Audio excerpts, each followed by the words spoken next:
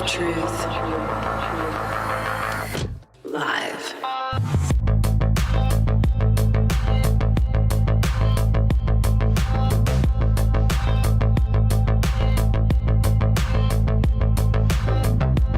I'm not against technology, Doctor. I'm against the men who deify it at the expense of truth.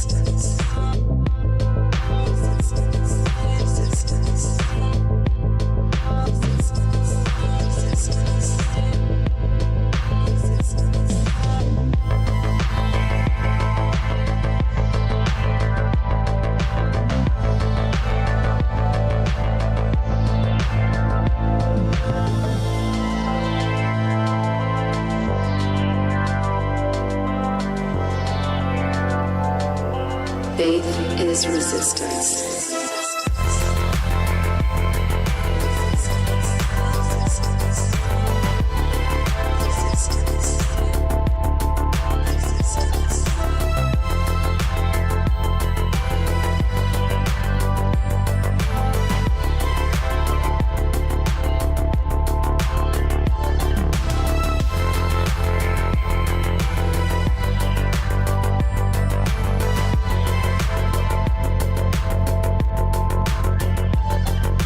Nietzsche, of course, announced the death of God and called for the birth of the Übermensch, the Superman, who would take humanity to new heights and to create a new world order.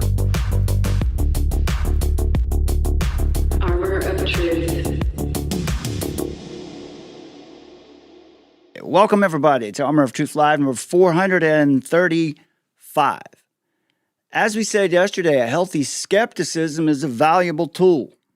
You should be skeptical of things. But when it becomes your only lens, when it becomes your dogma through which you interpret everything, you could be blinded just as surely as with naive trust. The biblical path is different. It calls for discernment grounded in humility, guided by truth rather than pride, and always willing to reassess reality in light of new evidence. Because our commitment ultimately is not to skepticism or ideology or politics. Our commitment is to truth. And that brings us to our topics for this evening. But first, let's welcome to the show the lovely Summer. Greetings. That seems like a smaller crowd than before. It is. It's a more intimate crowd. It's an intimate room. Yes. Indeed. Okay. Summer, what did you get into today? Did you run into some resistance today? Oh, you're putting me on the spot right away, hey? Yeah, let's just dive into it. Because the topic yesterday was, of course, if you're someone who is speaking in support of this military operation in Iran, or if you're in support of this particular administration, the Trump administration, then you're suddenly you're MAGA. Suddenly you're on the Trump train. You're Q. Q. You're too blind to be able to see the truth.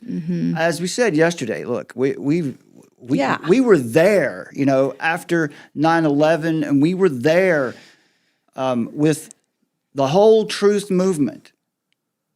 But that can't be our only lens for interpreting the world.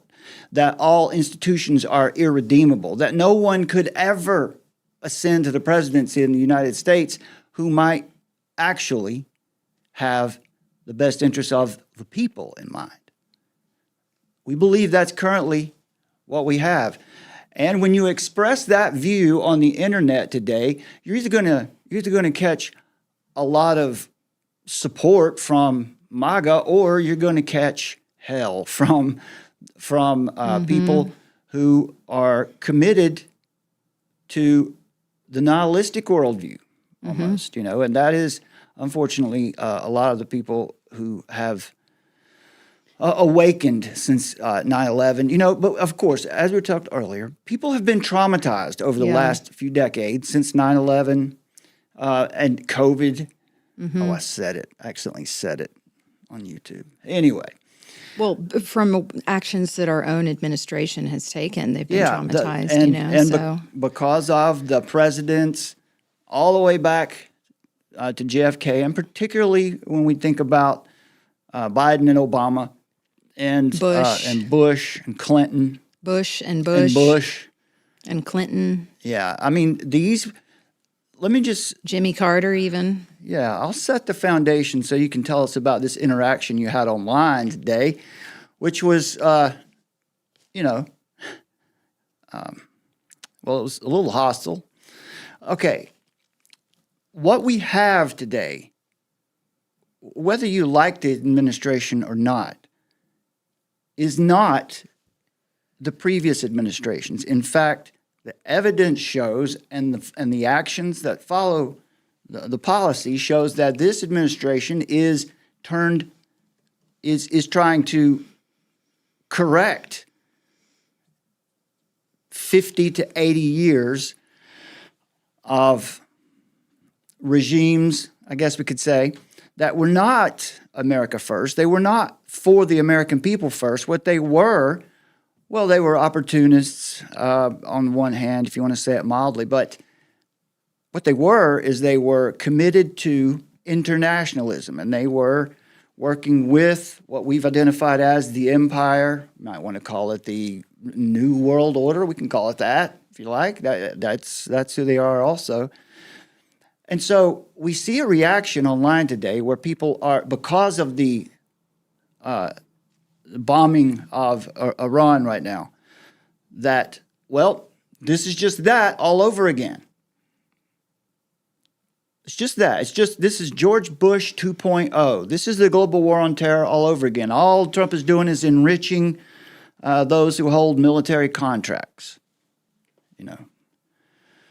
This is a picture of Tel Aviv just a bit ago. They're catching some heavy missile attacks tonight. Obviously, most likely from Iran. And other things. Let's jump over here too. We've got this one also. Summer, did you see this one? I don't know if you can see the feed or not. I should turn that so you can see it. We've got Trump and Netanyahu in handcuffs with nooses around their necks. Oh wow, nice. So yeah, on Twitter there is a strong. Well, there are a lot of folks who are. Now, this would be mostly Muslim apologists or possibly leftists who are really, really happy to see Tel Aviv being bombed. I should probably say, too, at this point, before people come in and start criticizing us for being Christian Zionists, you must not be very familiar with our work here. Yeah. No, we are not that, and we have taken on and criticized Christian Zionist speakers. The Schofield Bible, John Darby. Yeah, we've identified all of that. Yeah. Where it speaks in Genesis that I will bless those Who bless you. and I will curse those who curse you, where they all go to identify that land right now belongs to the Jews, that it was promised to the Jews. Now, this is in Scripture, no question about it. But then you have to contend with what Jesus said in Matthew 24. Matthew 24, am I getting that right? Well, where give me the address. No, but what Jesus said, that your house has been left to you desolate until you say, blessed is he who comes in the name of the Lord. And he lays out these 7 curses on Israel, on the people, on the Jews. Okay? So, our position here is that, yes, there will be a gathering of the Jewish people at some point in the future. That seems to be clear in Scripture, that God has a plan for them, but that this is not it. This is a geopolitical entity in the world. And now I should say too that we love the Jewish people. We understand and recognize the origin of our scriptures and who is responsible for maintaining those scriptures throughout many, many years and decades of persecution. But Scripture has to be interpreted according to Scripture, and we have to take what God says as supreme. And at the moment, the Jews are under that particular judgment, and their land, their house has been left to them desolate. In other words, this is not that ingathering. I think it's a lot like when Christ returns, there will be every eye will see it. There will be no question about it. And so when that ingathering of Jews occurs, it would be more than obvious. There wouldn't be any question about it. Anyway, plenty of long-form videos on this channel going into all of the theological basis for that position. And then there's also the issue of Christian nationalism, and we're called that too. And there are a lot of labels out there today meant to put you into a category to make your message, to make your work seem irrelevant. Mm-hmm.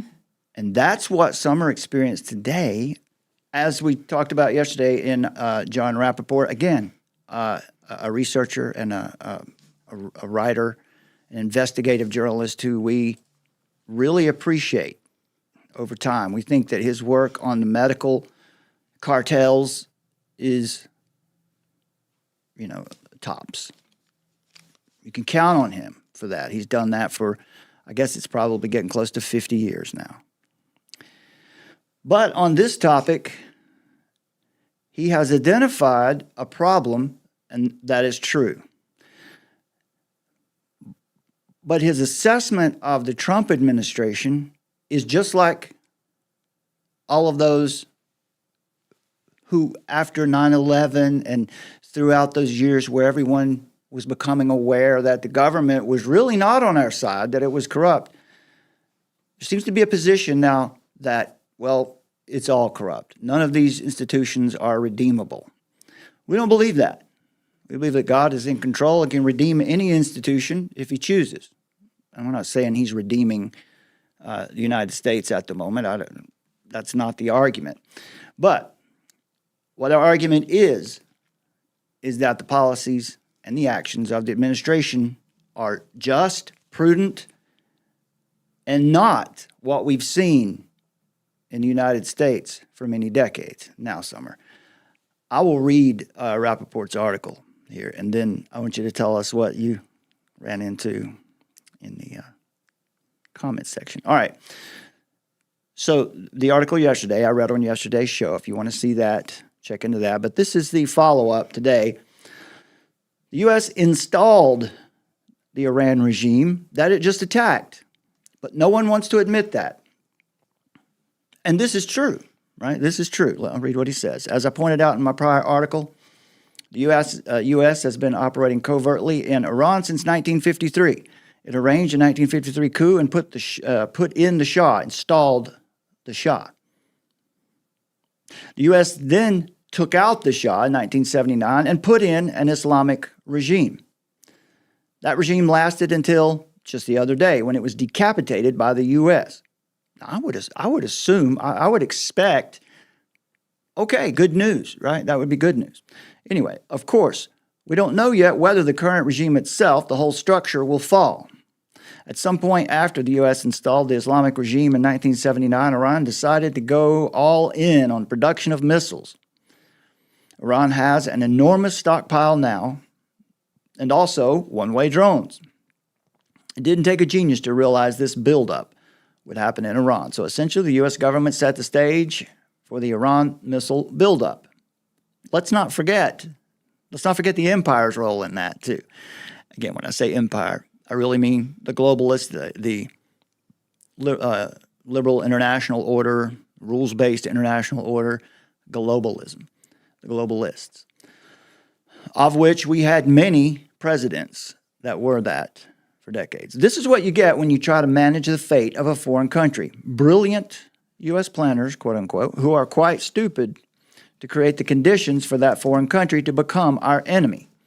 And now, causing an uproar in Washington, Rubio, Secretary of State Marco Rubio, has just said that the U.S. attacked Iran because the U.S. learned Israel was on the verge of attacking Iran. Yep.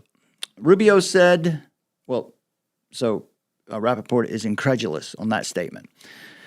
Rubio said the U.S. administration realized that if Israel did attack, Iran would immediately come after us. So we attacked Iran preemptively to minimize the number of casualties on our side. If we had waited until Israel attacked Iran, we would have suffered many more casualties. Rappaport says that is a hell of a statement. It puts the blame on Israel. But isn't that what everyone wants? Isn't that what everyone wants? Is for Israel to take their responsibility? Anyway, and obviously, Israel could have made threats to attack Iran, which were, as Rappaport surmises, which were fake threats, knowing they would draw the U.S. in and force us to attack Iran. And this is where we are. Now, Rappaport clarifies here. Iran is a threat to the Middle East and is a threat to our military bases in the region. It has built up its war capability over a long period of time. The U.S. caused that to happen when it took out the Shah in 1979 and installed the Ayatollah and the Islamic regime. With those actions, the U.S. also built up an enormous enemy against Israel. Once more, the CIA and allied players inside the U.S. government prove how criminally insane and stupid they are. Putting it a different way, a main pillar of U.S. foreign policy has been, let's have war. All this is what you should be reading on the front page of the New York Times and seeing reported on CNN and Fox. But no, I am telling you what happened. John Rappaport. All right, I'll summarize. What we agree with here is that certainly the CIA was involved in the coup in Iran, in installing the Shah, first of all, and then the coup in Iran where he was deposed. The Shah was a puppet of the West, for sure. And in many ways, so was the Ayatollah. And that regime seemed, you could say, got out of control.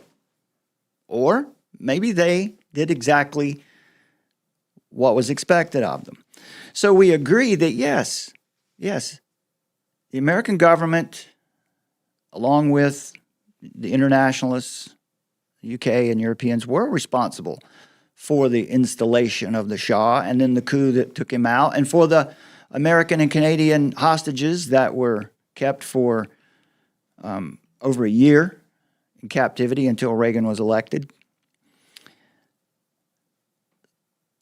But the problem is, as we showed yesterday in Rappaport's article, that he states Trump doesn't understand any of this, that he has been fooled and sucked in by Israel. He's just an agent of Israel, and he doesn't get it. He can't see the full picture. To which we respond, nay, nay, nay. And so our case is going to be, has been, is, and will continue to be, until we see something different, that the Trump administration is in a war against globalism. And right now, the front lines happen to be in Iran. You might not have heard that anywhere yet, but that is one way to look at this. Now, so we do believe that Trump does understand who the real enemy is. Right. The real enemy is internationalism. It is globalism. All right. And he's been clear. We've all seen it over the past year at the United Nations in Davos. Again, yesterday I summarized J.D. Vance at the Munich Security Conference last February in 2025. Marco Rubio's speech. 1 year later. And the Chatham House responding. 1 year later, Rubio at the Munich Security Conference. And they're giving mercy, saying we want to do this with you. Go ahead. Right. The invocation of Lord Palmerston as well. By the way, well. I didn't say this yesterday, since you mentioned Lord Palmerston. Lord Palmerston was one of those who was instrumental in the buildup to the Civil War for creating the unrest inside the colonies. The color revolution. It was the nation by that point. Lord Palmerston, a British aristocrat, also a member of British intelligence, is where the concept of color revolutions began. Yeah. Now, they didn't just do this here in the colonies, or in the United States. They did it other places. Brazil is a very good example of where they create unrest in the nation, pit two groups against each other, and then take advantage. Weaken these nations and then take advantage, because again, the idea is to secure the resources of that area. And to destroy the culture and values of that nation, in the charge of creating the global citizen. So it's like, they get the imperialist British Empire. It doesn't look like it used to. Now it's spread throughout Europe. The Geneva Babylonites, we like to call them. Yeah, the tactics are the same. Yeah, they like to act like, everybody looks at Davos or the United Nations and says, or the EU and says, that's what it is. And it is that. But the thing is it's very active. Like it's also in the WE Alliance, the Wellbeing Economy Alliance. It's in the Managed Decline, which is called degrowth in that program, and it's facilitating through these people, and it's the New World Order essentially. Like globalism is the fascist communist program that they're trying to insert humanity into, and the Trump administration has decidedly very much made a point to come out and say, we're not going to do that. We're not doing that. We're not going to participate in this managed decline of Western civilization. We're going to jump on board with what is known as the American system, based out of Hamiltonian economic system, and we're going to go back to that. And that's hundreds of years later, and everybody knows what that is. And when you hear the Trump administration stating that, what happens is then you have a bunch of these people come out of the woodwork that are associated with the City of London, associated with the imperialist point of view. Go ahead. I forgot yesterday. Remember, I didn't read your response to Rappaport yesterday, so I wanted to give you the chance to go through that. If you want to read it, or I'll read it. But yeah, well, you can read it if it's because I don't have it in front of me. Okay, I do. I have it right here. So yeah, to back up everything you're saying here, your response to Rappaport yesterday. Yeah. Now, folks, the reason that it's fruitful for us to go back and do this is because this is how the debate is actually playing out, and if you don't have a clear view of who the players are here, if you're not willing to consider the evidence as it is today and just write off all the American institutions and anyone who ascends to power in Washington, D.C. as always and invariably against our interests, then you might think like this too. And in this comments section, there's a lot here to help you understand what the debate is really like and what the resistance really is. So I read Rappaport's piece yesterday. It was much like today's. The argument is the same.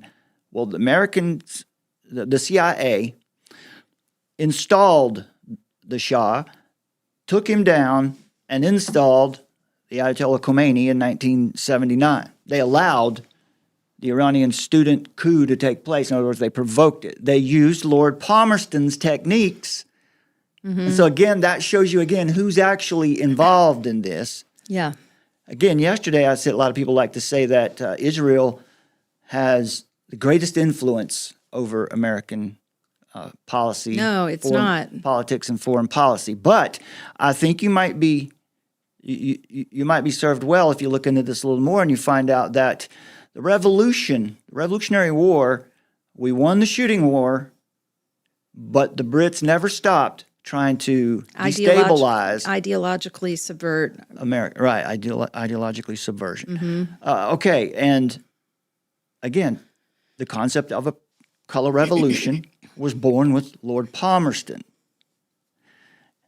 at the time of the Civil War, or before. So, I'll just read this response that Summer gave yesterday. Are you sure you don't want to read it? Go ahead. Okay. You got the floor. You're better at reading long form. Okay. Summer responds to John yesterday, again, who we really appreciate and respect. We love his work. This is just a point that we disagree on. John, you get many foundational facts right, particularly the historical manipulation of Iran by Western intelligence networks, the 1953 coup, and the long pattern of imperial interference tied to oil and global finance. Those events are real, and serious researchers have documented them for decades, right? This is the whole point of the post-9/11 truth movement. We've understood this. Iran-Contra, for example. This is true, what he's saying. But where your analysis breaks down is in assuming that history only repeats itself mechanically. You correctly describe the old playbook, yet you automatically conclude that what is happening now must be the same playbook again. That is the critical analytical mistake. This thing scrolls. Your conclusion assumes that Trump is simply another actor inside the same CIA globalist framework, but that ignores his own published positions, strategic documents, and repeated policy direction over the last several years. If you step back and look at the total pattern, the pressure on cartel structures in Mexico, again, Summer, the cartel structures in Mexico also connected to the empire. They are. It's connected to illicit money flows, to dark money, to support globalists, to support the actual imperial empire coming out of Davos and that whole crowd that wants to bring about the Great Reset. And it's not like that the British model has never done this before. The Opium Wars were exactly that. Yeah, that's what they're doing with fentanyl to Americans right now. Exactly. All right. Pressure on cartel structures in Mexico. The rollback of globalist funding mechanisms, right? Trump withdrew the U.S. from 66 international multilateral agencies and treaties, including UNESCO and the World Health Organization and the World Population Fund, which is Depopulation Fund. All right. And the actions against regime-aligned networks in Venezuela, the targeting of Islamist proxy structures in Africa tied to historically French and British influence, and the broader America First national development agenda. Yeah, so like in Africa, they're doing things to thwart empire. Down in Africa currently, the Trump administration is. Yeah. Something that's not really widely known. Right. I lost my place. Here we go. Yeah. The picture that emerges is not expansion of empire, but an attempt to disengage from and dismantle the very globalist entanglements that you describe. The way we would summarize that would be, we are trying to finally win the revolution, the Revolutionary War. and detach ourselves from the British Empire once and for all. In other words, you are applying a historical lens but failing to account for a changing strategic paradigm. This is where your position becomes dangerous, not because skepticism is wrong, but because intellectual rigidity becomes a form of laziness.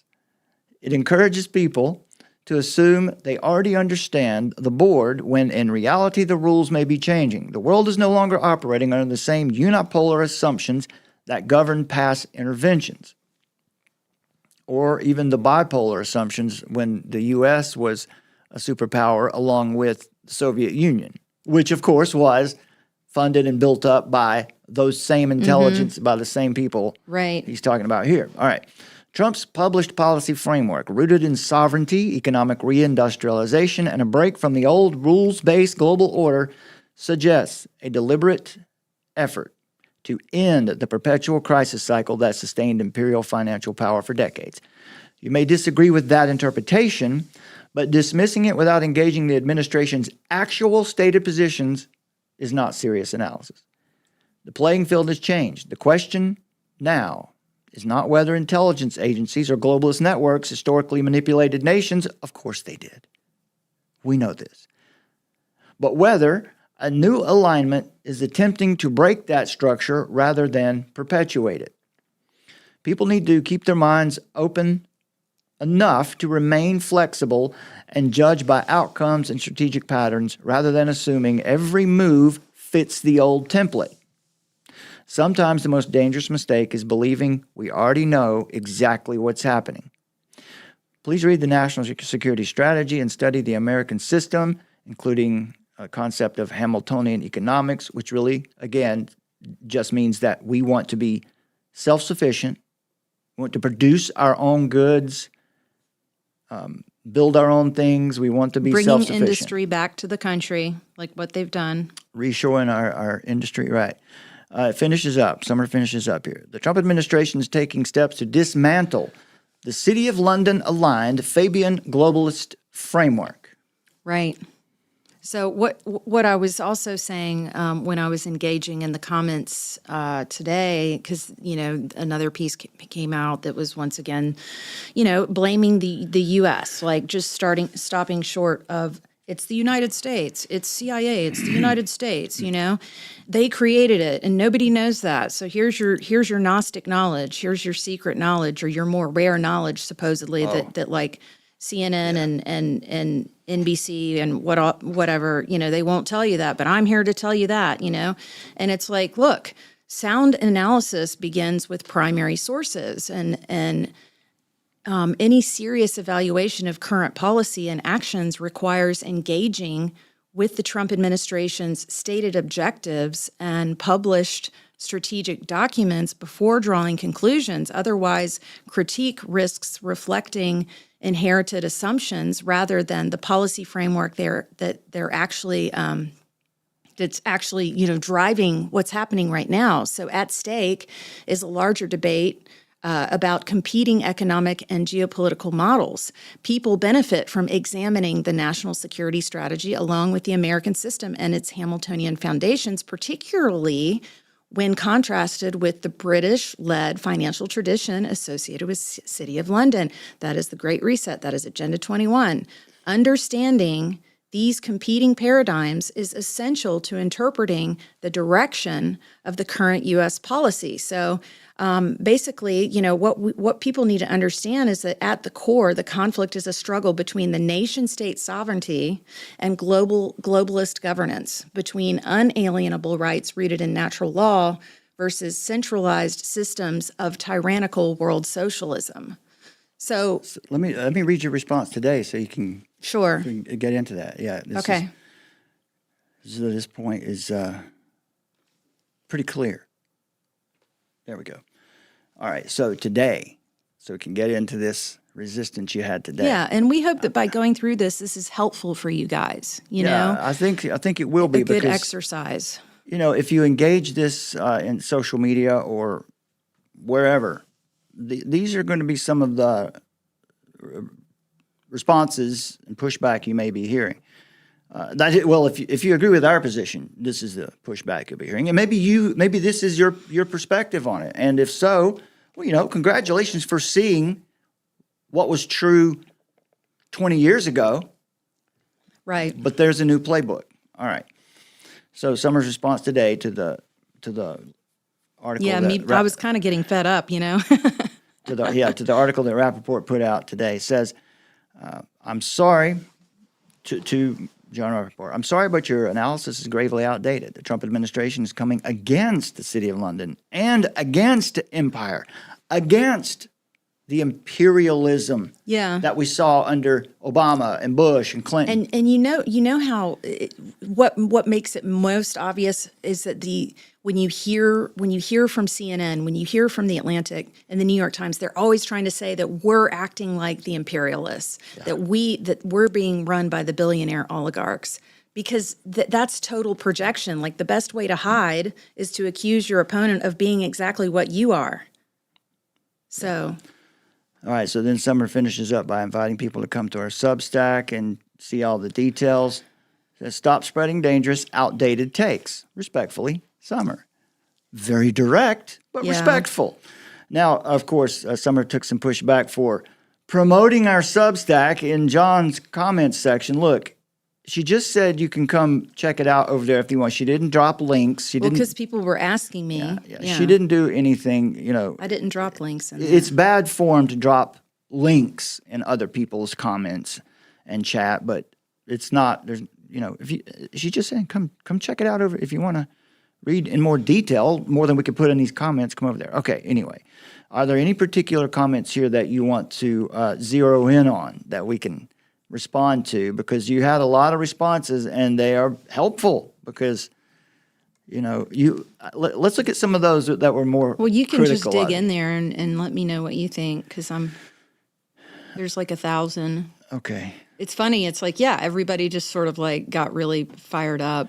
Yeah, this first response is really kind of just echoing, what we know to be true. Agreed. Here's someone who says, MAGA dreaming. Mm-hmm. That's not an argument. But anyway, okay. Again, you would have to know who we are and what our positions are before you say that. I mean, to just say that because we are supporting what's happening right now, that we're just somehow blindly following MAGA. Yeah, you're not engaging with the facts. You're not engaging. Sadly, one of the devastating effects of white hat hopium addiction is, calling me Q. Yeah, Joe Powell's in the chat there. He says, "I did not know that." I'm wondering if he's talking about the. Go ahead and answer in the chat, Joe. Yeah, what do you mean, Joe? If you're talking about the British involvement and the British involvement in the Civil War and some of the stuff we've been saying in the past few minutes, let us know, because I'm sure a lot of people like you. They might not have heard some of this. So just remind me about what it is that you said you did not know about, and we'll respond to it. It's good to see you, Joe. Welcome, Joseph. Yes, always awesome to see Joe. Our one viewer. He's been with us for ages. Okay. Oh, yeah. MAGA dreaming, and then he accuses you of, says this is the devastating side effects of white hat hopium addiction.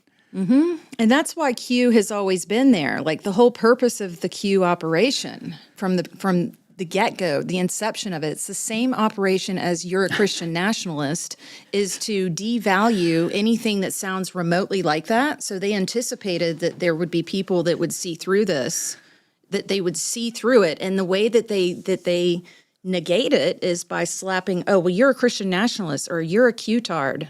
Yeah. Because that's how they do it. And it works really quite well. All right, Summer responds, through its words and actions, Trump administration is demonstrating one decision at a time that it intends to dismantle the old imperial architecture and move the nation and world toward economic sovereignty and strategic independence under ordered liberty. The tide is turning. If you can't perceive that there is a massive change happening in the world right now, I don't think you're paying attention. Summer says, will you take the time to understand it and help steward the inheritance of Christian civilization and the return to our founding principles with clarity, wisdom, and courage? Would you do that? That's a Yeah, challenge. would you actually take the time to read these documents that the administration has put out and listen to whenever they're talking and giving, giving talks, giving interviews, giving speeches? Have you engaged with that? Because I don't think that people have. I really don't. I don't think they engage with source documents or primary documents, or what they do is they allow their influencers and the propaganda to feed like what those things are that the Trump administration is saying. But if you actually look at like what they're saying, and then you look at the pushback that they're getting from people that matter. The people who disagree, this one guy we were watching on YouTube the other day, I'm talking about Cheshire Cat, he had a really good point a few months ago. Well, as far back as when Trump spoke at the United Nations last September, 4 days after Charlie Kirk was murdered. And then at Davos in January, where he excoriated the globalists. The climate change scam, the climate scam, and the mass immigration. Right. So when he did that, and you saw, particularly after Davos, the reaction. Mark Carney, Yeah, Mark Carney flies off to China. PM for Canada, immediately goes and tries to get deals with China. Yeah. Then the Chatham House, which you wrote an article the about Chatham this. House announces that there's a break with the alliance. Who is the Chatham House? So people know. That's the premier think tank from the City of London. Yeah, That's the one also who coined the term and created, by the way, the BRICS bloc. For the people out there, once again, I have to say, for the people out there that think that the BRICS alliance is something that just came out of grassroots or something that, those nations invented. No, it came straight out of Chatham House, which is straight out of City of London, which is as globalist as it gets. Like, it's their controlling linchpin. They engage their sustainable development framework through the BRICS nations if they win. So that is not something that's like, going to save us from globalism or some alternative. No, the Chatham House, for example, was one of the main structures of the Anglo-American establishment that Carol Quigley wrote about in Tragedy and Hope, and also in his book, The Anglo-American Establishment, attached to the Cecil Rhodes and his secret foundation, Right. of which is really the essence of that international rules-based order, the continuation of the British Empire that we're familiar with from the Revolutionary War and the War of 1812. All right, so... Right, and if you want to learn about that in the archive, you could just go to the archive in our Substack and hit archive and then search for like Chatham House. Okay. And, and then you'll see like that they've made, they came out and I can read you all of it. Like, for example, what? Oh, you want me to go ahead? Okay. So basically the British Empire's brain trust openly declared that Trump has ended the Western Alliance, which is their own confession that 80 years of imperial control over America is finished. From the official Chatham House transcript, you have Maddox, Browen Maddox. I'm sorry if I butchered her name, but Bronwyn? Yeah, I always mess it up. Yeah. So she's the head honch over there, the head honch. And she says, "We have had from President Trump what amounts to a revolution." That's a direct quote. Another quote from her.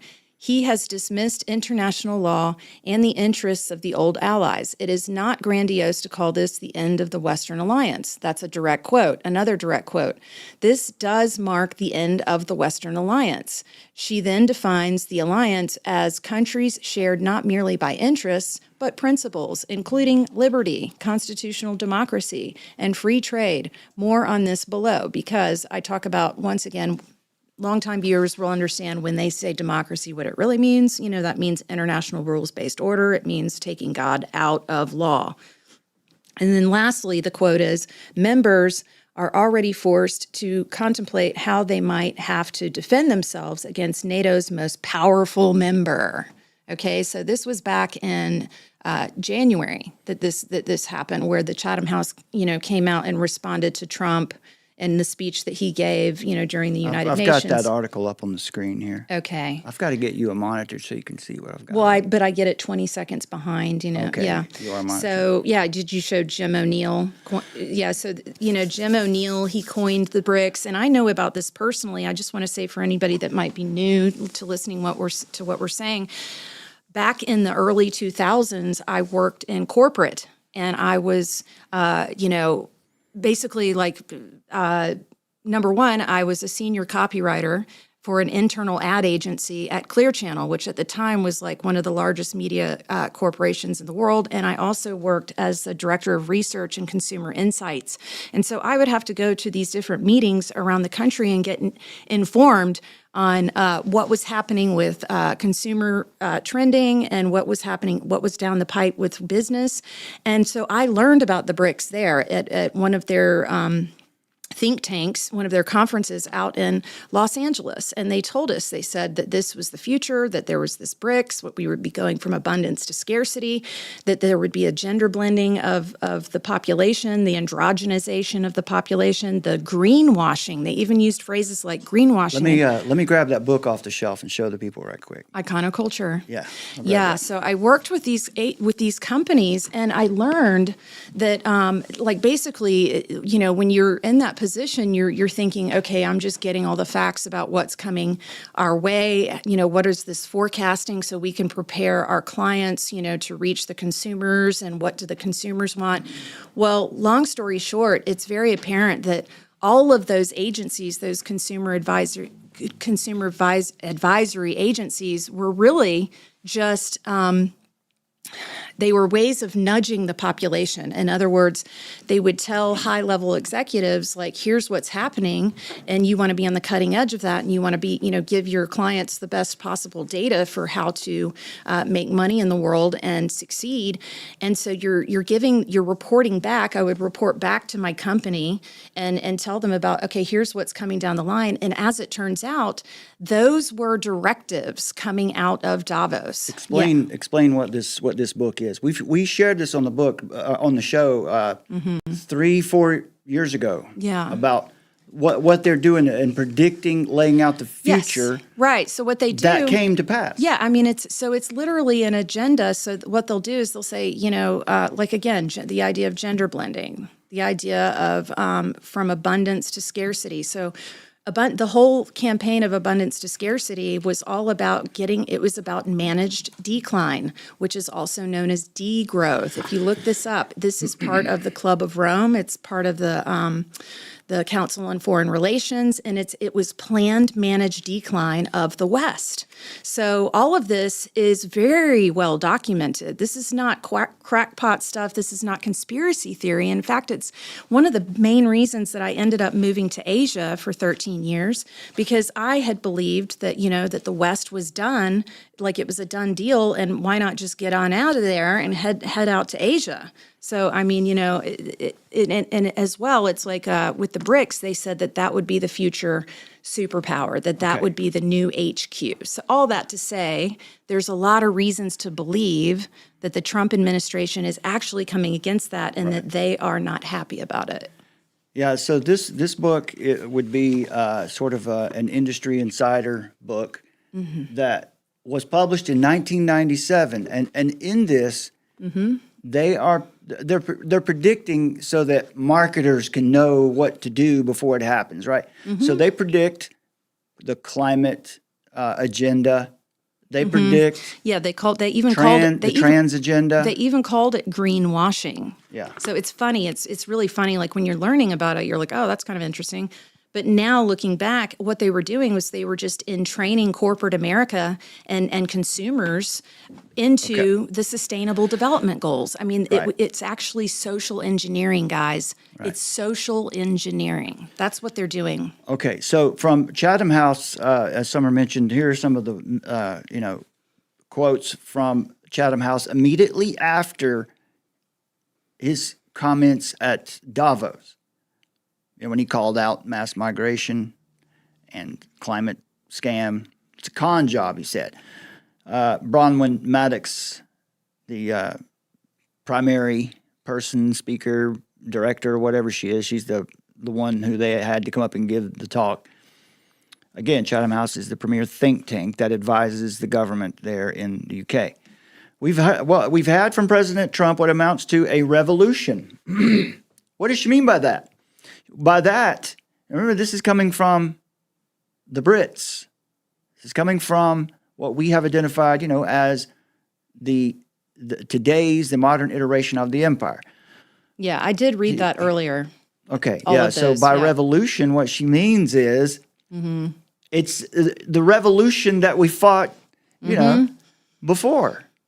Yeah, And they never wanted the United States to become a nation. Yeah, they've always contend been with them. trying to keep their thumb over us, and we've brought up this example numerous times because it's such an easy one to understand about Ron DeSantis in Florida with Disney and him wanting to curtail and put the kibosh on, okay, Disney is out of control, it's woke, it's evil, everybody wants to get, and they couldn't do it. Why? Because it's a transnational company that has special protections from City of London, from the Crown. Okay, all right. Now, what you mentioned also, Rubio at the Munich Security Conference, he used the language managed decline, and what that is degrowth. And the point here is that what Rappaport has said and what many people will say about the Trump administration is they don't understand what's going on. They don't understand how they're being used. Marco Rubio said, do you have that quote in here about, I think you probably do, right here, where what he said about managed decline? Yeah, I have a few articles about him. But I'm looking for that. I know, I'm looking for it. I've written so many. Basically, what Rubio said was, we do not intend to be happy escorts or, we don't, to go along with, he said, the managed decline of the United States of America. Yeah. That is directly identifying I have it. the United Nations Sustainable Development Goals, the green scam, It's in the Save the Nation State the article. migration, the mass migration operation, which has been intended to weaken the U.S. This Right. started back under Clinton with NAFTA, the North American Free Trade Agreement, which caused American manufacturing to leave the U.S. He says, we in America have no interest in being polite and orderly caretakers of the West's managed decline. And what you've seen from the Trump administration is systematically, they've been having backdoor meetings and going and meeting with world leaders and basically inviting them to come on board with this new American economy system, which is meant to be like authentic economy and sovereignty for these countries and giving them a piece of the action like, hey, let's do business together. We want you guys to prosper. We're going to prosper too. And let's do this instead of this crazy decline thing where everybody goes into, a dystopian nightmare. And so, and you'll see that across the world, if you'll look through the news, you'll see where different countries have gone on board, have, signed on, done deals with the United States. And so he's looking, it's not just like, oh, the Americans are trying to be isolationists. No, not at all. All right, let's get back into those responses because we drifted away from that, but we want to see Right. some of these. So, Proberta here again says, the Trump administration, responding to where Summer said the Trump administration is demonstrating what she just said, what Summer just said. And then this one responds, the Trump administration is the old imperial architecture. Trump filled the swamp again. Okay, in his first term, he clearly didn't understand the way it worked in Washington. But by God's grace, he didn't win in 2020 because that gave him 4 years to get ready.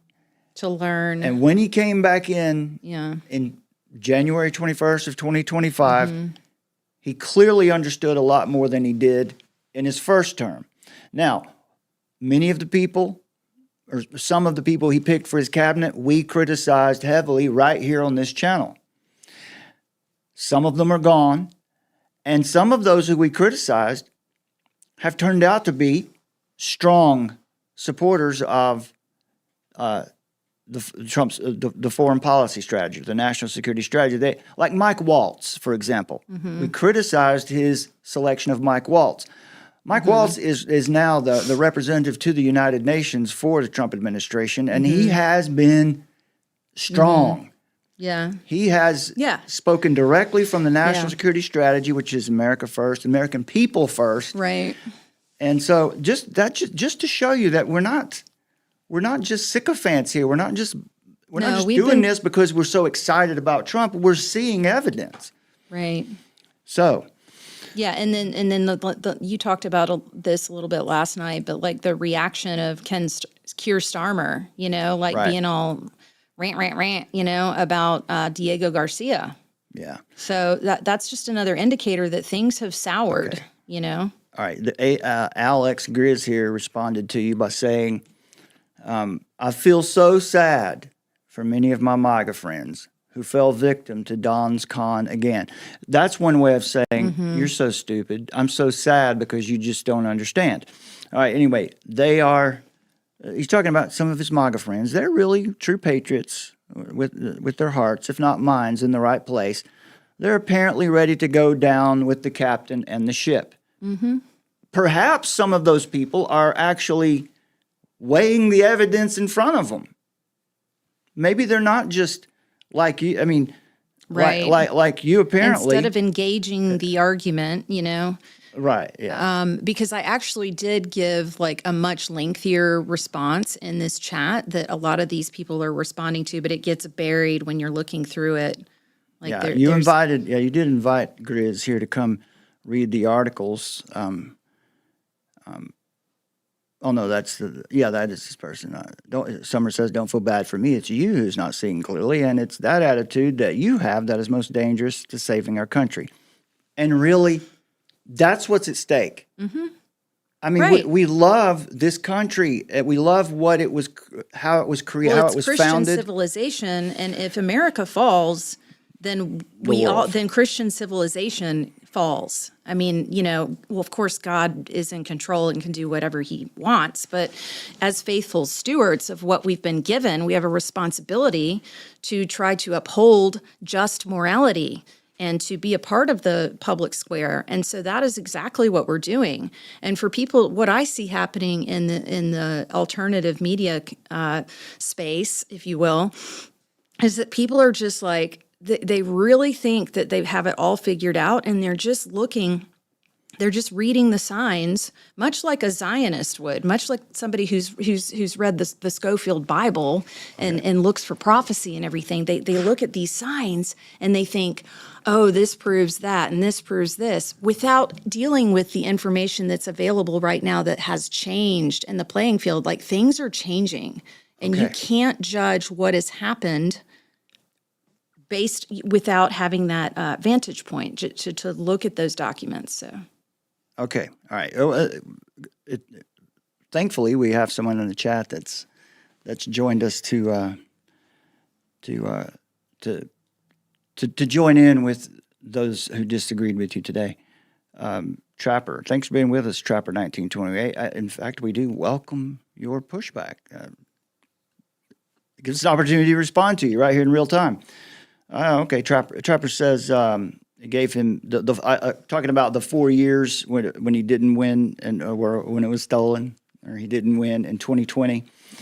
Gave him time to learn, understand, because he's not a career politician. Well, they tried to take him out. Yeah. We don't have to go through all the stuff. So Trapper said it gave him time to form the Board of Peace. Right. So the Board of Peace. What about the Board of Peace? Yeah, what about that? Because honestly, really, I mean, think about it. Think about the billions of dollars. We're not talking about millions. We're talking about billions of dollars that that the United States has put into the United Nations. Like that. In other words, we want to maintain that seat at the table in order to affect change. Yeah. Okay. So he responded with, Trump is trying to make America great again. Geez, really? He's trying to make, he did put Albert Pike's bust back in its place, Give him a break. I have no idea what that's referring to. Not aware of that. If you can give us, If you can provide a picture, email it just- to us at email it to us. hello@armoroftruth.net. Email it to us. Either way, okay. All right. I'm not sure about that, but I'm not sure how that would change much of what's going on here. But the point here is he's trying to make America great. Or before that, it gave him time to form the Board of Peace. What is the Board of Peace? I mean, what is it? Now Trump just withdrew America from 66 multilateral organizations and treaties that had to do with population control, UNESCO, Ideological indoctrination. UNESCO, which They've also shut down funding for Ivy League schools. With the Department of War, so that they can't have all these woke people entering into, if you want to serve in the American military, you can't be finish your thought. you can't be woke. Yeah. We got to try to get through this. So, what is the Board of Peace? I mean, what did we see from the Board of Peace the other day when we watched their first board meeting? A valiant effort to actually authentically uplift these countries that have been oppressed. I mean, really. I mean, we're offering them business. Specifically. We're offering them an opportunity to invest in the development of a region to bring about peace through construction. So what the Board of Peace, it could go off the rails tomorrow, I don't know. But what we've seen so far is a commitment to national sovereignty, all of the nations gathered there. And of course, there might be people there who are just suspect. But the idea was sovereignty and focusing on your own people rather than these global entanglements. And the point about Gaza, it was really formed in response to what's going on in Gaza. Now, a lot of people are like, wow, this is going to look at this technocratic empire. Look, not every people group can live under a constitution like we have. Not every people group is immediately receptive and capable of living in a democracy. All right? It takes time to get to that. Our founders understood that. They said as much. But what they said specifically about Gaza was the goal is to clean it up, to create an infrastructure here so that the people who live there can work and lift themselves up through work, through having jobs, through contributing to that society. And they said specifically in 10 years, this is a 10-year project, and at 10 years, the intention is to hand it over to the people there, all right, to govern it, it's theirs. Right. The same thing that's happening that Trump has said for Iran. That's the goal in Iran, to return, to remove that occupying regime. Which, by the way, the baddies, the globalists, have been. That's one of their strongholds that they harvest, they enable, they prop it up, they enable it, they send weapons there. There's all kinds of dark money that's happening over there, and they basically allow for a proliferation of this radical army that's then activated against the United States. And so that all needs to be handled and dealt with. Now, I just want to mention real quick that with Melania was seen at the UN Security Council and, speaking on behalf of children in conflict. People might look at that and very easily, of course, we've all been traumatized, through what the government has done. And, they haven't earned our trust, obviously. But the thing is just getting people to open their minds and consider that something different might actually be happening, like that she is there to have a seat at that UN Security Council table, because they know that if they don't have a presence there, it's going to go off the rails and they're going to weaponize against the United States. So it's a proactive measure, to ensure that people. What would you like to say, Brad? No, we need to get back to the comments because we've only got through one or two Oh, of them. okay. So I didn't know that you wanted to go through all of them. That's fine. not all of them. We just, this one right here particularly, Proberta has given you a hard time here. Said, "Are you kidding?" I have to address Trapper in the chat too. This is good too. He says, who would Jesus bomb? Well, every knee shall bow, so there's going to be perfect justice for every. But what's the assumption behind that comment? That military action is always sinful? I don't know. What I mean, that's can supposed to you just support your position from the scripture? Show me in the text where. By the way, but toward the end of this, I'll give you a biblical argument for what we're saying. All right, so Summer was catching all kinds of flack in here. Trump appointed all those deep state globalist Rothschild banking executives, cabal spawns, skull and bones, Goldman Sachs. This is just the greatest hits of conspiracy theory. Not that those things aren't true. Those things are true. But what's happening right now? I mean, like, what is going on now? You're standing on, these things are true, but you're standing on an old paradigm, all right? Secret society, Epstein, frat bros, Trump appointed when he filled the swamp again. Fair enough, we criticized his cabinet appointees right off the bat. But what's happening now? Is it possible for somebody to repent? Is it possible for someone who worked at Goldman Sachs to repent, to do a good thing? Is it possible for someone who was a member of Skull and Bones? I don't know. That might be difficult. But still. Anyway, plus Trump appointed the most powerful woman in the deep state, Susie Wiles, to the most powerful position in D.C. politics, White House Chief of Staff, with a big exclamation point. Okay, so what's the point about that? And oh, look, Susie Wiles is a co-chair of Mercury Public, the deep state's most powerful lobbying firm, who lobbies for the UN and Pfizer. Okay, fair enough. What is the administration doing? Okay, great. But what's happening? Which is why Donald Trump is still lying to the American people and telling them the deadly OWS vaccine is safe and to take it. Look, I don't expect Donald Trump to be up to speed on vaccine technology.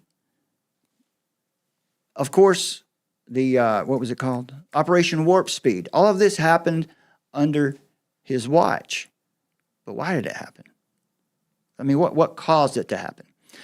Anyway, the point has to remain. What is the evidence right now? Do you remember any of these that took? Yeah, here you go. Alex Grizz tells you, take a break, Q. So your Q. If you're going to say that an America First agenda is, or just supporting this administration is just, well, you're just Q. If you don't, surely everyone understands what Q is or was. Still exists. We found some diehards out there. What was that channel?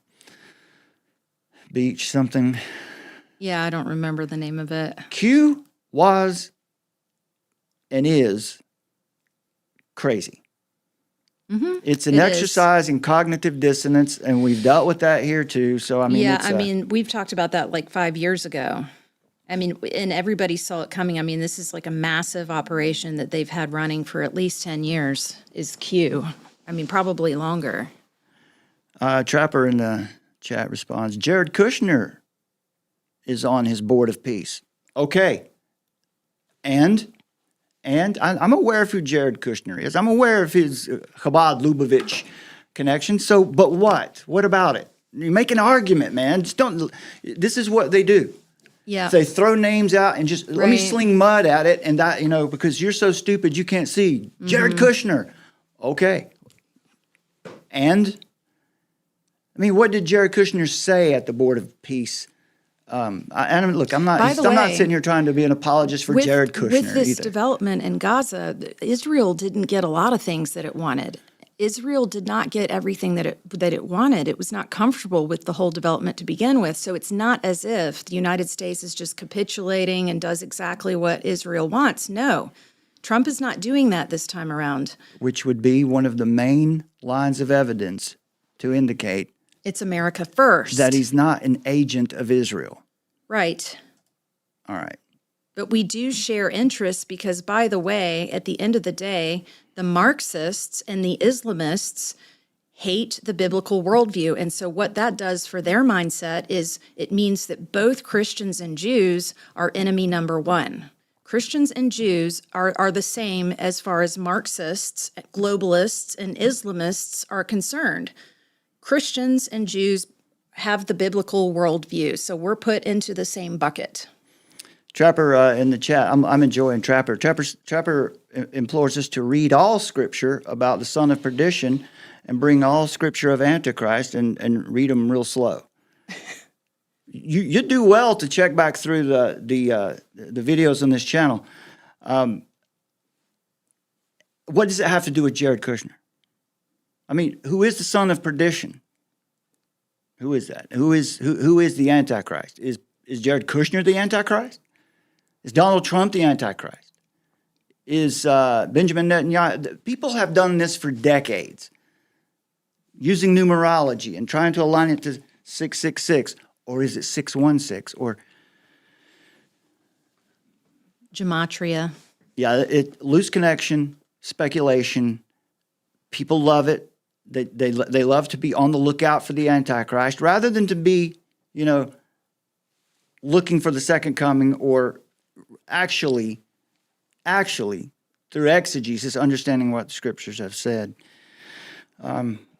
Is there any other article or anything particular that you wanted to pull up here tonight in this topic? Because I think we've pretty much made our point. I kind of wanted to give this argument for why Trump is about Iran and the war powers, because there are three criticisms that just be thinking about one you might want to dive into for the next few minutes. Mm-hmm. I want to make sure you highlight one of those, whichever one you think is most important. And I'll just take a few minutes kind of respond to Trapper here. And Joseph Powell in the chat, my neighbor says it's the Pope. Yeah, a lot of reformers thought that it's the Pope. Could come the office of the Pope. I just think, when it comes to Antichrist and Mark of the Beast and all that, I think it's pretty clear that what's being communicated there is loyalty to Christ above, the system. It's not whether or not you have a credit card or whether or not you got the vaccine. Or, by the way, you have to remember that the Apostle John, who we believe wrote Book of Revelation, wasn't talking about technology. He was writing to a particular people at a particular place in a particular time about specific events. It's not that they don't have any application for today, because they do. But you have to be really careful, right? It's like the people who look at the pyramids in Egypt and believe that they see helicopters and UFOs there. Okay. So why do we say Trump is right on Iran and war powers? So we believe that taking out the evil occupying regime in Iran is both strategically prudent and morally justified. That the operation in Iran to remove the Iranian regime has a clear, just, and limited objective, as it should, right? Which separates it from George W. Bush's global war on terror, or anything Obama or Clinton were doing. So, and that objective is to destroy Iran's unstable and brutal occupying regime's ability to produce and deploy ballistic missiles and nuclear weapons that threaten everyone, allies, American interests, basically the stability of the entire region, the whole world, really. And so there are basically three criticisms that you hear of Trump using the military on Iran. Number one, the first one is that it's unconstitutional. You must get Congress's approval before you use the military. Is that true? The second claim is that this is just another imperial forever war, a la George Bush, or, which I just mentioned. And number three, Trump is controlled by Israel. while the constitutional argument, I believe personally, is the one that carries the most weight, the one most worthy of debate, the evidence and historical precedent does show that each of these criticisms falls short. Because for almost 50 years, the Islamic Republic of Iran has waged a campaign of hostility against the United States and its allies, of course, against Israel as well. There is an inherent hatred between Jews and Muslims, but it's also been against the United States. In his address announcing the operation, President Trump reminded the world of the regime's record. So, for example, the 1979 hostage crisis, the 1983 Beirut Marine barracks bombing, which was likely Iranian-backed, attacks on American forces in Iraq, and decades of sponsoring brutal terrorist organizations throughout the Middle East, and which we just saw in our own country the other night. Was that maybe, I guess that was Saturday night when we saw in Austin, Texas. Yeah. And the guy from Senegal shot up the bar. And so for decades, Iranian agents were able to come through Venezuela and get credentials that made them look like they were Venezuelan, come into America and set up shop and do whatever. And we've seen, probably through migration crisis, some of these people are embedded here now, sleeper cells. That's a function of Iran, also Venezuela. But the point is, Iran is not merely a rival state. They're not just over there pursuing geopolitical competition. They're not a legitimate player on the stage. They are a revolutionary theocratic regime governed by radical clerics. Their ideology openly calls for the destruction of America and Israel. Trump said in his address when he started the operation, he said, Iran is the world's #1 state sponsor of terror. I heard Lindsey Graham say they're the mothership of terrorist organizations. The regime's leaders have repeatedly pursued nuclear weapons capability while funding terrorist militias from Lebanon to Yemen. And Secretary of State Marco Rubio explained the strategic danger during a press briefing. Was that today? Was that from today? The one we watched earlier? That's from last night. From last night, okay. That's where Rubio explained the strategic danger here. And that is that Iran has been rapidly expanding its missile production. Rubio said they're producing, by some estimate, over 100 of these missiles a month, and compare that to the 6 or 7 interceptors that can be built per month. So the regime's strategy, as Rubio said, is to build such an overwhelming conventional missile arsenal that no nation would dare challenge their nuclear ambitions. They wanted to build a wall of separation, a military wall. It's a fascist regime. The result would be what Rubio called a point of immunity, which means it would be that Iran could hold the entire region and potentially the world hostage. If you allow such a regime to reach that threshold, that would represent a catastrophic failure of American leadership. So what kind of operation is this? Is this an offensive, unprovoked attack, or is this a defensive attack? Is it imperialism, or is it America first? So when critics claim that the operation represents another forever war, they're misunderstanding both the objective and the strategy, which is something that Summer has written about here lately and has just said for you, just made very clear. Many people aren't taking the time to understand what this foreign policy is and what its goals are. Is it another forever war just like George Bush? Trump administration's 2025 national security strategy clearly rejects the interventionist ideology that dominated American foreign policy after the Cold War, and particularly also since the fall of the Soviet Union. That's when the liberal international order got strong. So the goal is not nation building in Iran like you've seen for decades. It's not global management, but it's the defense of American sovereignty and security, and for the benefit of the people who live in Iran that are not part of this occupying regime. Rubio emphasized this about the mission. He said the objective of the mission is destruction of their ballistic missile capabilities and of their naval capabilities, which has been achieved now. They have ended their navy, apparently. That's why they're firing off all their missiles at Tel Aviv tonight. There is no plan for occupation, no project of ideological reconstruction, and no attempt to impose American-designed government on Iran.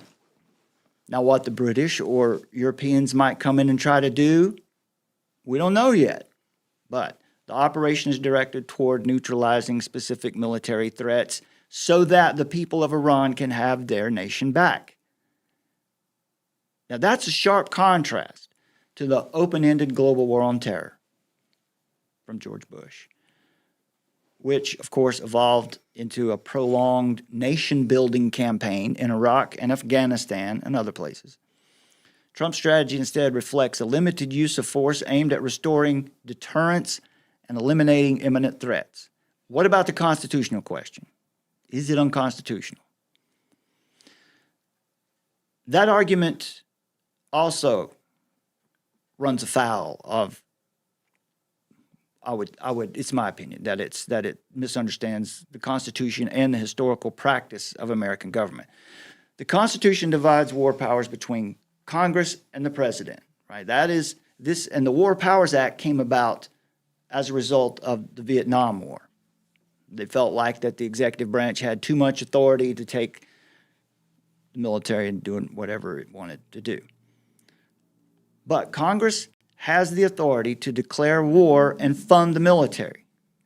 The president serves as commander-in-chief, responsible for directing military operations and defending the nation. So that's where the War Powers Resolution of 1973 requires the president to notify Congress within 48 hours of introducing U.S. forces into hostilities. According to Rubio, the administration did comply fully with that requirement. More importantly, every administration, Republican and Democrat, has questioned the constitutionality of the War Powers Resolution itself. Rubio said no presidential administration has ever accepted the War Powers Act as constitutional. I think it's surprising that we don't hear more of Trump's critics mentioning the influence of the United Nations over the use of military in recent decades. The United Nations used to be able to ask us, tell us to go to war. We've had presidents go through the United Nations to get authorization for war. But we digress from that unconstitutional arrangement. The point is, presidents must be able to respond rapidly to imminent threats. In this case, the case of Iran, intelligence indicated that Iran had already delegated launch authority to their field commanders and were prepared to strike American forces and bases and interests and allies immediately if any hostilities began. And of course, this is an unstable regime that believes lying is a good thing if it's for their purpose. So their definition of hostilities is always slippery. It's usually whatever they want it to be. Rubio said, if we waited for them to hit us first, we would suffer more casualties and more deaths. So in that circumstance, a preemptive strike, a quote-unquote preemptive strike by the Americans is not aggression. It is self-defense. All right, so is Trump an agent of Israel? Is he just acting on behalf of Israel? Is he controlled by Netanyahu? That argument is weak. We've already said, given one point, we're at the Board of Peace. Israel did not have really much say in all that. In fact, they probably weren't real happy about the presence of it because they want Gaza for themselves. Israel was already planning to strike Iranian targets independently. So if if our leaders had remained passive and just let that go down, that conflict that would have come out of that would have definitely drawn U.S. forces into an already existing war under far worse conditions. But instead, the administration acted decisively to go ahead and shape the battlefield to protect American personnel and allies. Now, one of the things that's happened ever since this attack began, defensive response began, you've seen Iran bombing just within hours of the first strikes. You've seen Iran launching missiles against civilian infrastructure in the nations around them. Their missiles have hit airports, hotels, embassies, demonstrating that the persistent terroristic threat of that regime, proving the point. We can't let them stay there and keep lying and seeking out a nuclear weapon. So there's also a moral dimension to the conflict that can't be ignored. Iran's ruling clerical elite doesn't represent the actual Iranian people who live there in the nation, the greater majority of them.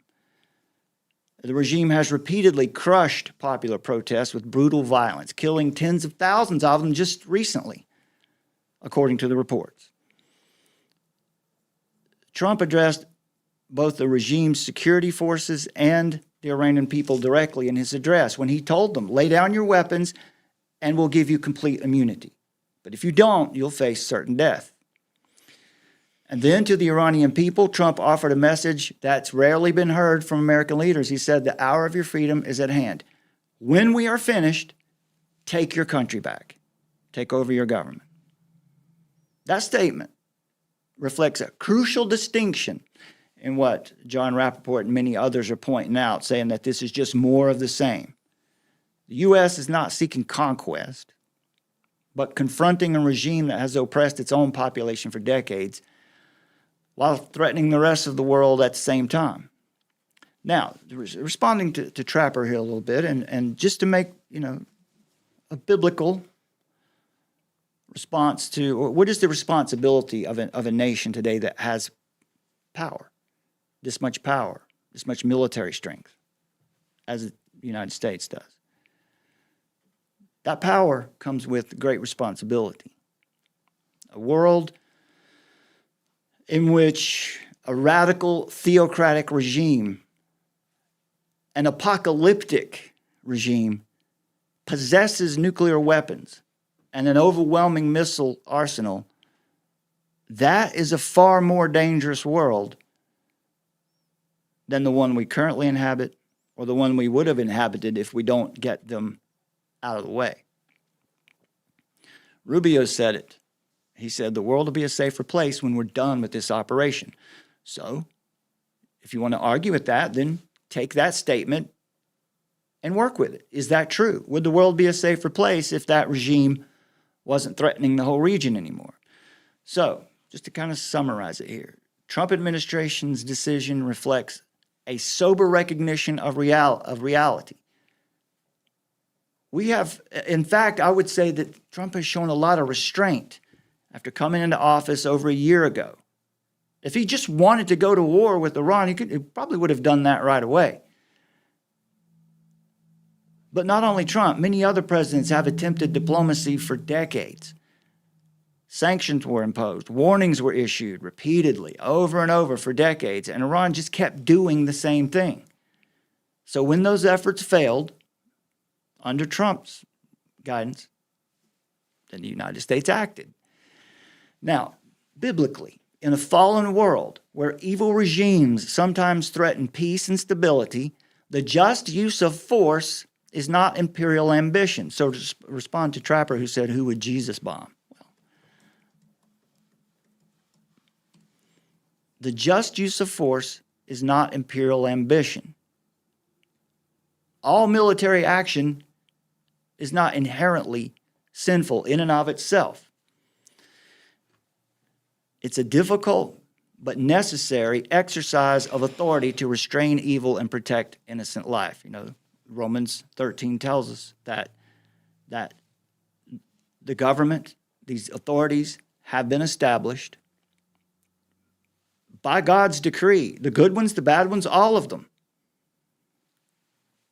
and that they wield the power of the sword. Governments have legitimate right to use force. So for these reasons, we affirm that the president's decision is really both strategically prudent and morally justified. We've talked about this a lot in other videos about just war theory. It should be proportional. A response like this should be proportional. It should be limited, achieve the objective, and get out. And of course, whenever you have the opportunity to put down evil, when evil is oppressing or attacking the weak in the world, you have a responsibility to do that. Yes, and what's unfortunate is that we have generations of people that are now inculcated with this ideology that says we need to just be, overly tolerant about everything. We need to be accepting of everything, and even if it's a criminal, we need to, hear his case again. Put the victim through having to go to the courtroom all over again because we got to give that perpetrator another chance, because Like in Virginia yeah, with Spanberger. right. Yeah, she wants to make it so that all of these convicted criminals of violent crimes will get a second chance, and they do it in the name of compassion or toxic empathy. So they've weaponized these things, biblical ideas, right, to have compassion and to be sympathetic to people's challenges, but in a way that it's weaponized. And the effect is that you take criminals, hardened criminals, people that are mentally unwell, and you put them right back into the city. Why do they do that? They don't do it because it's actually about compassion. They're not doing that because they care about those people, because actually that makes those people more vulnerable, and it makes the population vulnerable. And what it does is it acts as a way of destabilizing the police, the population. It creates chaos. It overwhelms the system.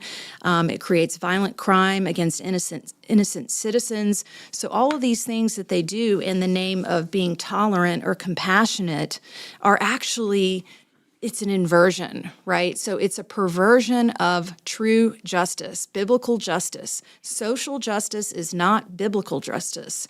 And their whole system of laws that they want us to buy into, their secular laws, as they will tell you, they are the inversion of a just society.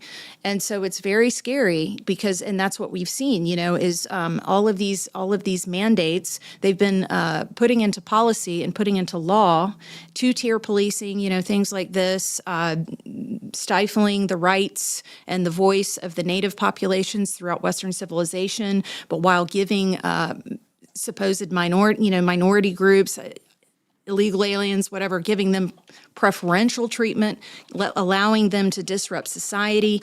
These are things that are demoralizing and destabilizing for a culture. So all that to say that they want us to buy into this new system that takes the biblical worldview completely out of society. So that's really the battle that we're in right now, is between these two different worldviews.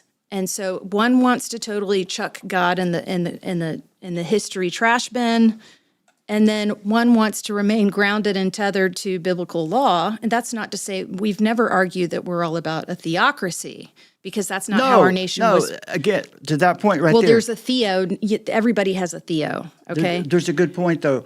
All the people who are appalled by the idea of there being a theocracy in the United States are not so concerned about the theocracy that exists in Iran right now and has for 50 years. Yeah, I mean, they're double-minded in all of their ways. Yeah. Why? Because their minds are darkened and they're untethered from God's truth. I mean, as soon as you start declaring that you can bring about justice without God's law, you're going to basically go crazy. That's why we see society like just completely, going off the rails. Is you can't have justice if you're untethered from God's moral law. And Western civilization is tethered onto God's moral law traditionally. It's what our Constitution is founded on. We've gone over that. We've written articles about it. Please jump into the archive and on Substack if you want to learn more about what we said on it.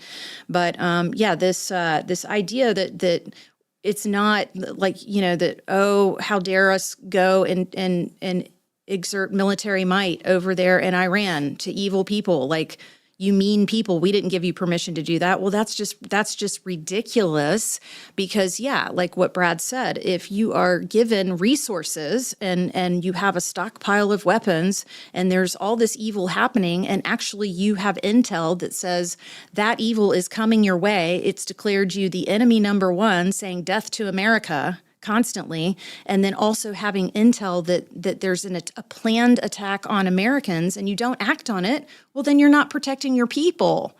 You're not protecting your people. You have to use the sword sometimes.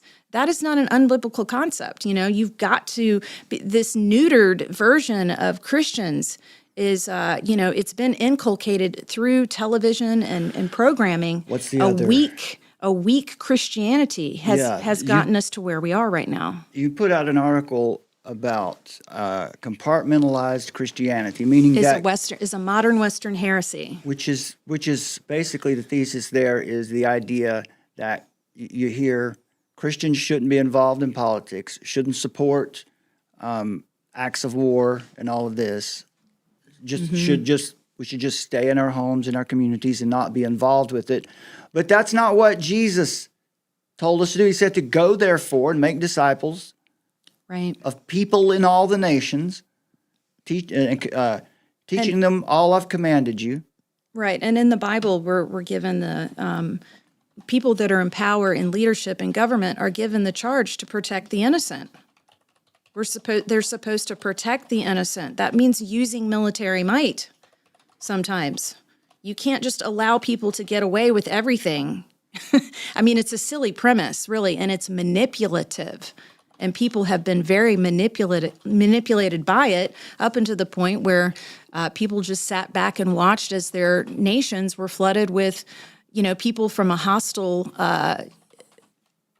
ideology, or people that just obviously when you flood in so many people at a time, there's not going to ever be an assimilation.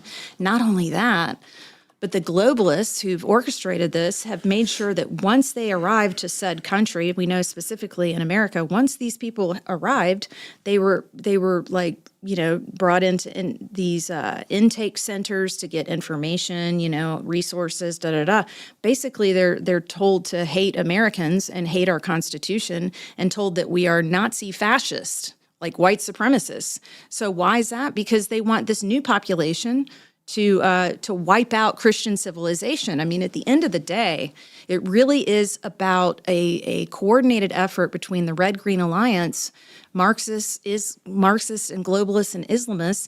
There's an alliance there for a time being to try to destroy the biblical worldview. That is what they're after. That is what they're totally after, and they're going to tell you everything under the sun to get you to think that it's not about that they're being so tolerant, that they're about, we just want coexist.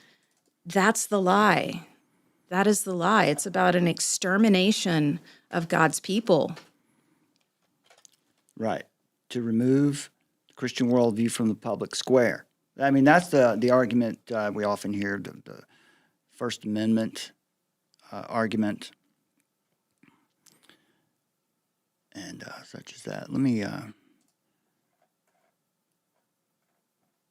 see here. I've got, now, before we stop here, is there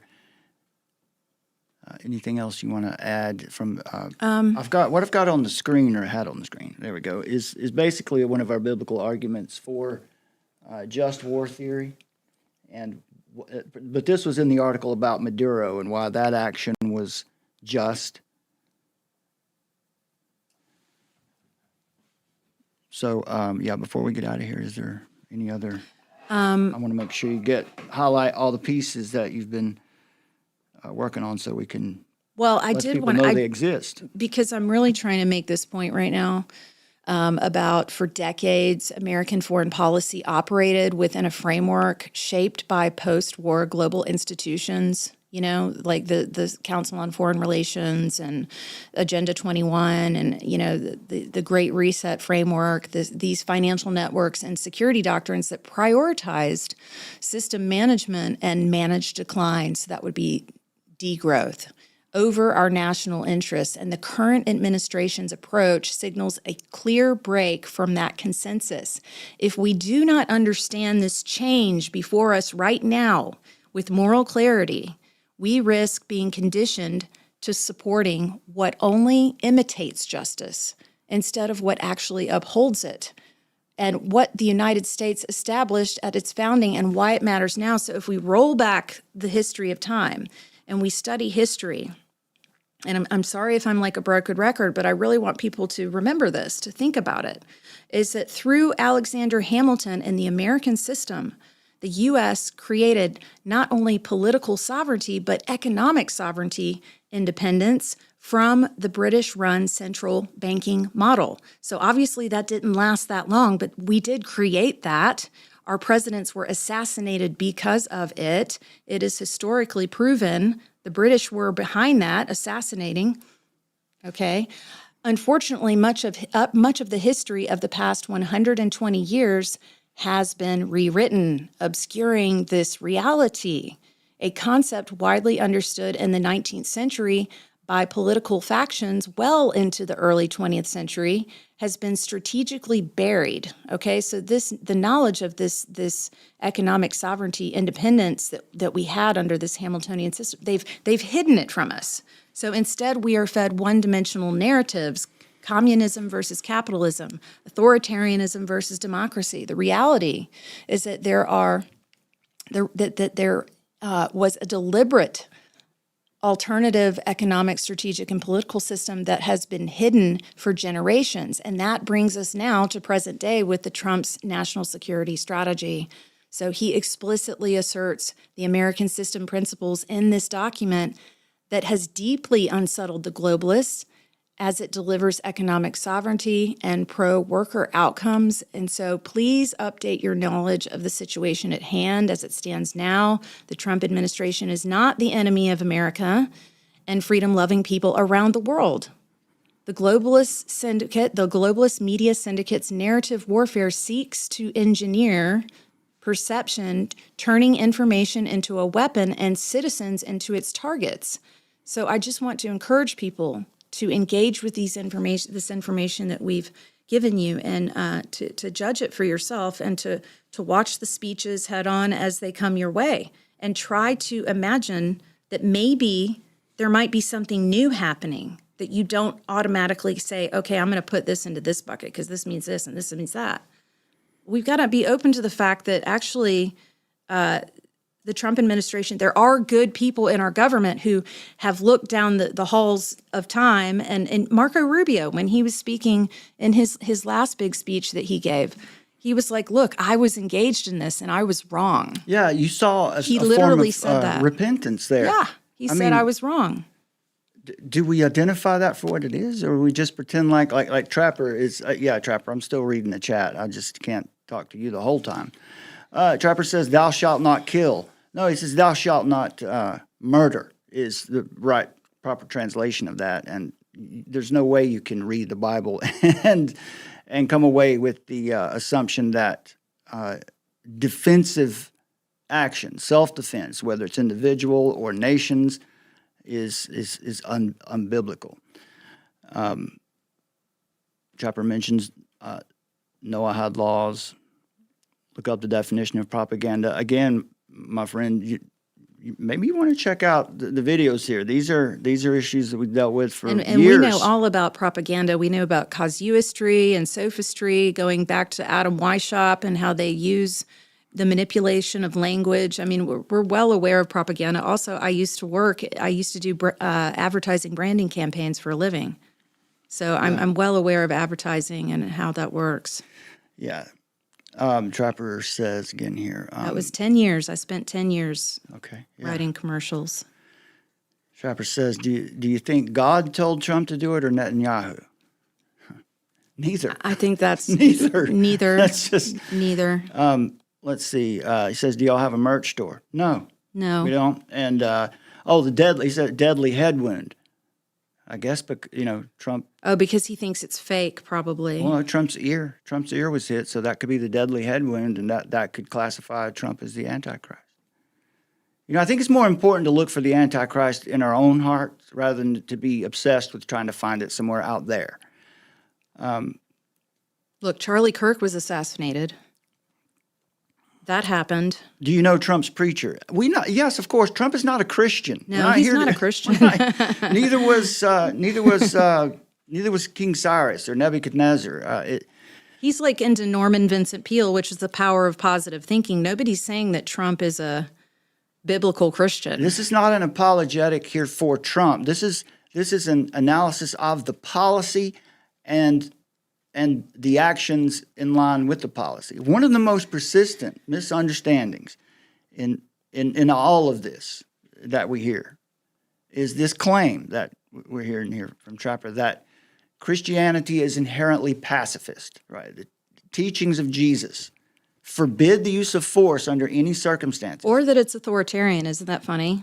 Yeah. They'll say that either they it's... can't decide. Yeah. They can't decide whether Christians are authoritarians or pacifists or what. But when you look at the whole counsel of God in Scripture and the teaching of the church, of course, we identify Scripture as superior to the church. Of course, we're not Roman Catholics. You do find something far more nuanced than what we're hearing from the chat here and typically what we hear. Christianity does not celebrate violence, but it does recognize that in a fallen world, the restrained use of force may be necessary and justified to restrain evil and defend the innocent. Again, read Romans 13. And then make sure you read Acts chapter 5, where we must obey God rather than men. The Bible teaches that civil government is not merely a human invention. It is an institution established by God to maintain justice in a world corrupted by sin. It's been that way since the confusion of the languages at the Tower of Babel. Apostle Paul wrote in Romans 13 that the governing authorities are, quote, God's servants, appointed for the good of society. Sometimes those authorities are used as rods of judgment. God used the Assyrians against his own people to judge them. He used Babylonians against his own people to judge them. And then he used his people to judge other nations.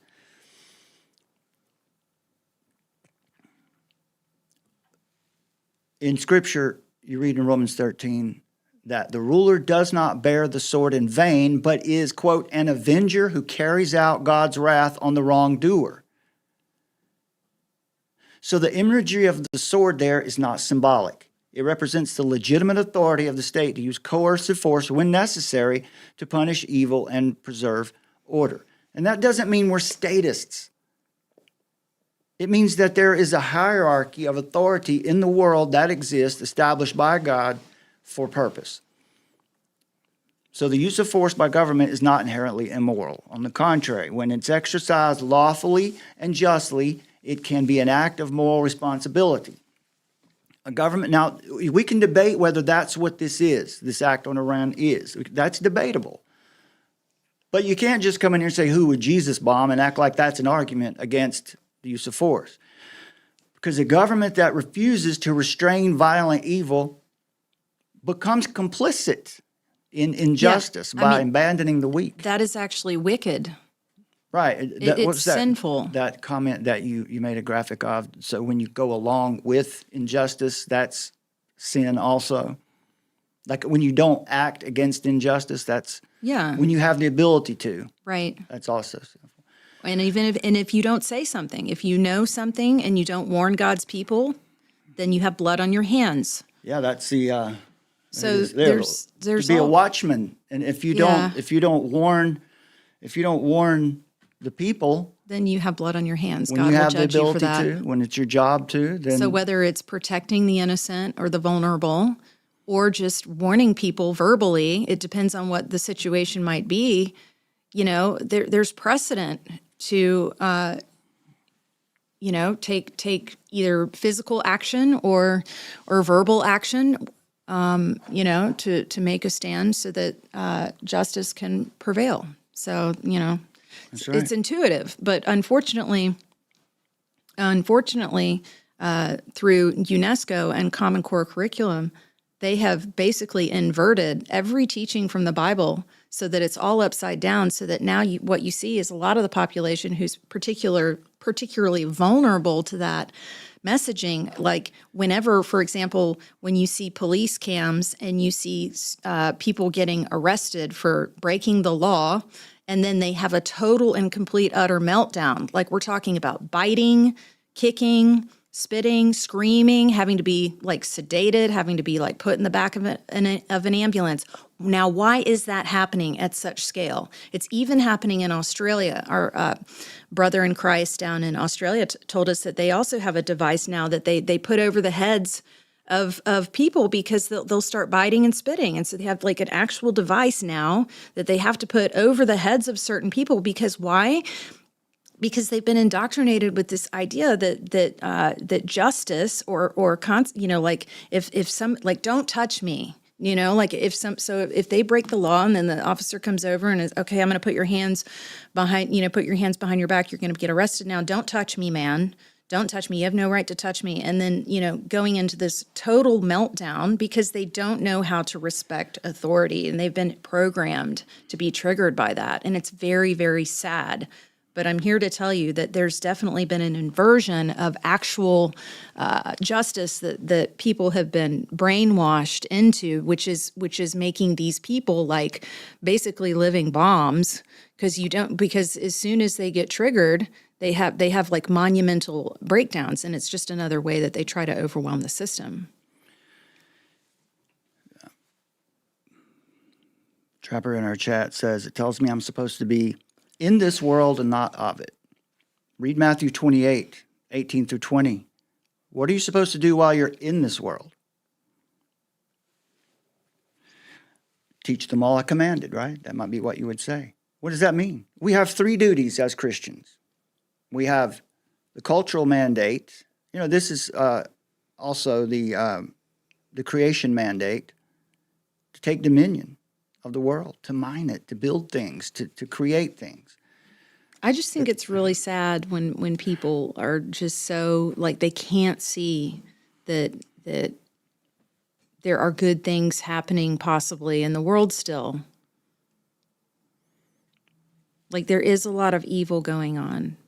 Yeah. I'm just responding. He said, Trump said he is the chosen one. It's his words, not mine. Okay, so what? So what? What's happening? All right, three duties. The first one was the cultural mandate, the creation mandate, and there's also the greatest commandment, to love God with all your heart, soul, mind, and strength, and love your neighbor as yourself. How do you do that? Right? You're supposed to be in this world but not of it, but you're also supposed to love your neighbor. But how do you do that?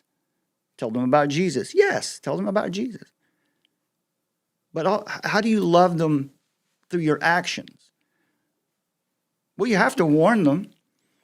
You don't affirm them in their sins. Don't affirm them in their sins. And when you see evil in government that will affect your neighbor, even if they say they want it, it's your job to get involved. Understand what's going on politically. And then so that was the culture mandate, the greatest commandment, and then of course also the Great Commission, which we have already covered. So this principle of just war theory, to be salt and light.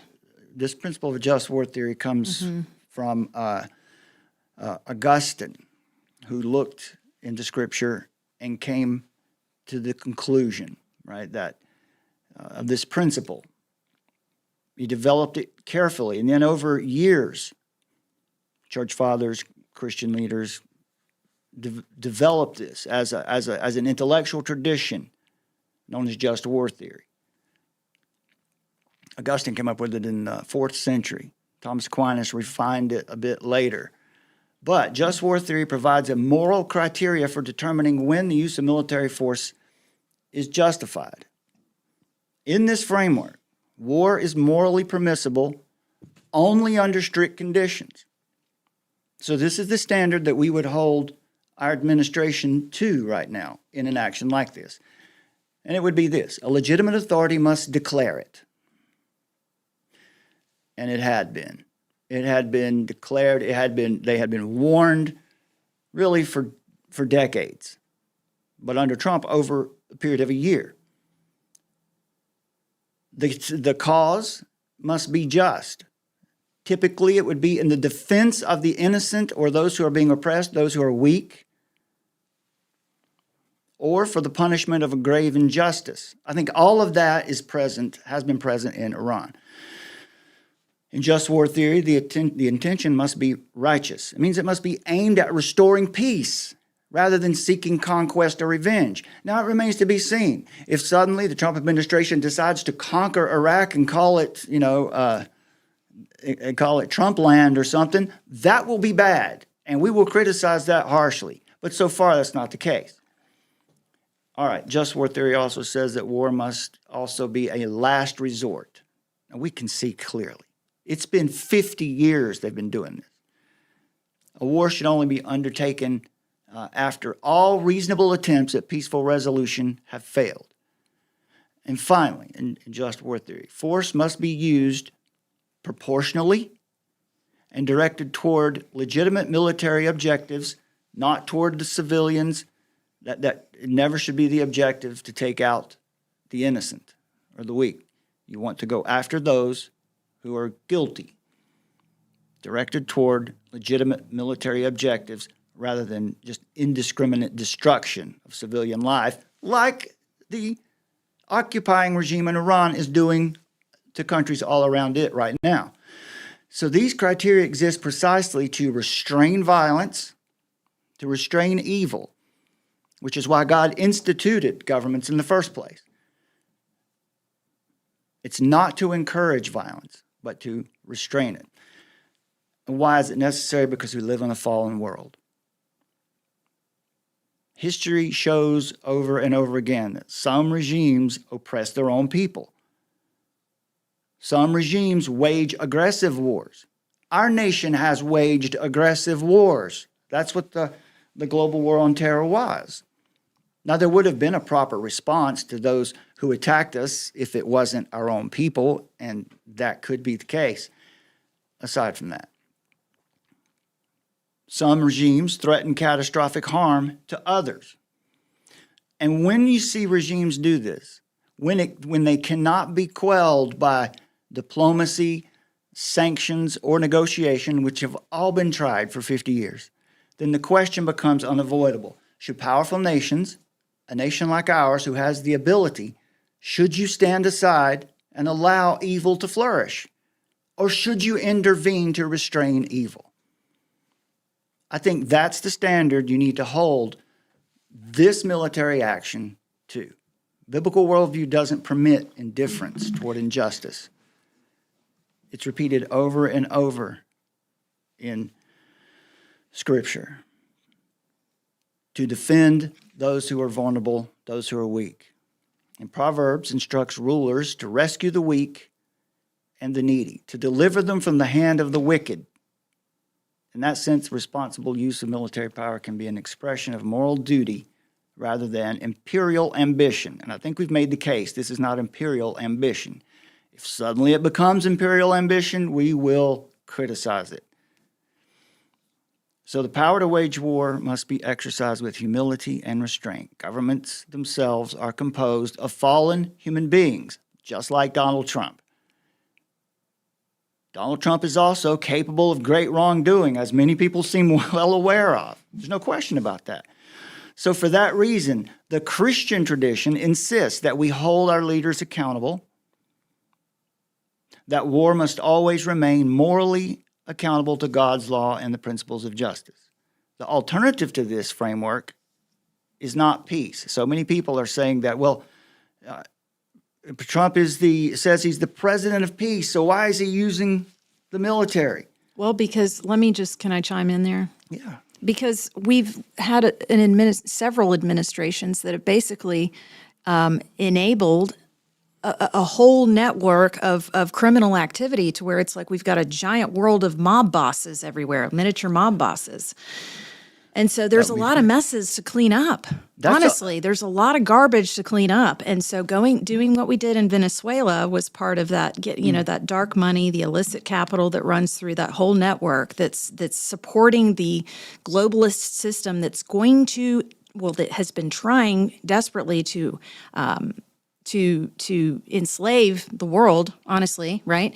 And then with United Nations being cut off from Big Daddy, right? We haven't been funding United Nations, so they're not getting their money there. Then with Venezuela, they just had that pipeline cut off.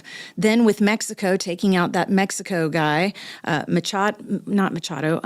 Mencho or whatever his name was, he was also a huge linchpin in this illicit capital flows that's connected to the city of London. And then also you've got over in Iran, that is a racket that has been, again, enabled and coddled and used as a way of stoking chaos on Western nations, right? So that's a hornet's nest over there that's been enabled by our enemies. Our enemies are the globalists. Those are our enemies. Those are the people that are doing this to us. And so by taking that out, then we can have a real chance to have this new system that has